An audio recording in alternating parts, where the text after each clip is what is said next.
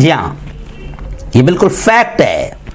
और अक्सर जगह पर तो शौहर, कभी खबर भी आती है कि शौहर औरत को मारता है, और मुझे उन मर्दों पर भी हाफिज साहब ताज्जुब होता है, यार कैसा मारते हैं, मारते कैसा है औरत को। मारे मैंने देखा हूं, और मारा, उठाकर हाथ तोड़ डाला। यार ये कौन सी बात हुई।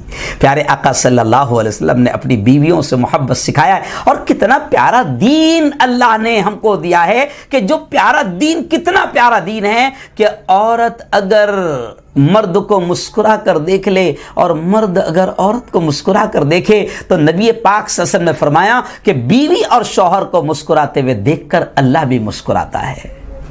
जी हाँ, और नबी पाक सल्लल्लाहु अलैहि वसल्लम ने, मैं मर्दों से भी कह रहा हूँ, खैर टॉपिक अलग हो जाएगा कि यार मारते कैसा है, हाथ तोड़ दे रहे, पैर तोड़ दे रहे, मारा, गाल सुझा दिया, चेहरा सुझा दिया, पेशानी पर डेम आ गया, सर पे डेम आ गया, कैसे कैसे आप, कैसा मर्द की मर्दानगी कहाँ है, ये मर्द की मर्दानगी कहाँ है। ये तो निरी जहालत है, ये तो निरी जहालत है। और हाथ जब उड़ जाता है तो समझो कि, मैं समझता हूं कि उस मर्द में औरत को कंट्रोल करने की सलाहियत या समझाने की सलाहियत नहीं है, क्योंकि जब इसमें सलाहियत नहीं होती है तब जाकर वो मार धाड़ करके कंट्रोल करने की कोशिश करता है। तो खैर, लेकिन अक्सर जगह हाफिज साहब ये देखने में मिला है कि अगर शौहर औरत को मारता है तो इस मारने के पीछे भी 90% औरत का ही हाथ होता है ना।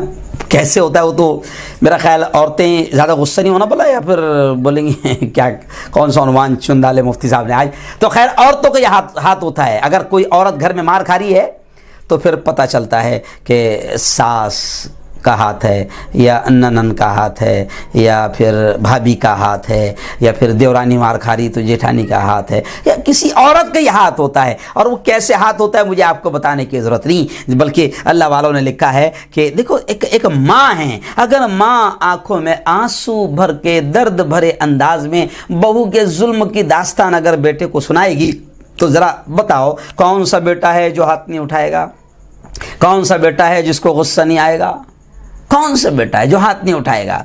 बहन अगर भाभी के दर्द जुल्म की दास्तान सुनाएगी खामोशी में कि भैया उसने ऐसा की, भैया उसने ऐसा की, और वो तो बड़ी ऐसी है, ये तो बड़ी ऐसी है, तो अब जाहिर बात है कि बहन है, भाई है, तो कहीं ना कहीं तो जो है वो बहन की मोहब्बत उसके दिल में रहेगी, और फिर वो ननन के बोलने पर, बहन के बोलने पर फिर वो बेचारी औरत मार खाएगी।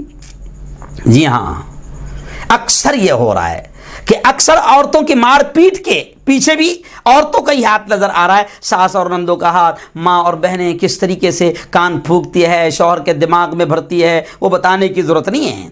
ओ मेरी बहनों, हमें अल्लाह ने रिश्तों का एहतराम सिखाया है, और कुरान ने कहा कि रिश्तों के मामले में अल्लाह से डरो, वत्तकुल्लाहल्लज़ी तसाअलून बिही वल अरहाम इन्नल्लाह काना अलैकुम रक़ीबा। रिश्तों के मामले में अल्लाह से डरो, एक दूसरे से मोहब्बत और एहतराम का मामला करो, और खबरदार कोई औरत अपने आप को चालाक ना समझे।